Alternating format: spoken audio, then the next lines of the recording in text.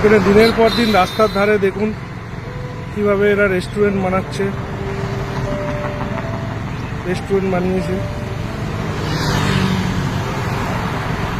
এবং হিটকো এবং পুলিশ প্রশাসন এদেরকে দীর্ঘদিন যাবৎ সাপোর্ট করে যাচ্ছে এত বড় বড় রেস্টুরেন্ট বানানো সরকারের আবাসনের পক্ষে জমিতে।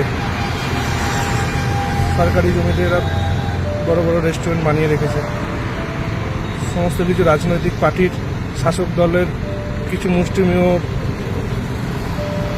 পার্টির দাদাগিরিতে এগুলো চলছে দীর্ঘদিন যাবৎ নিউ টাউন চকমাচুরি এরিয়াতে। দেখুন।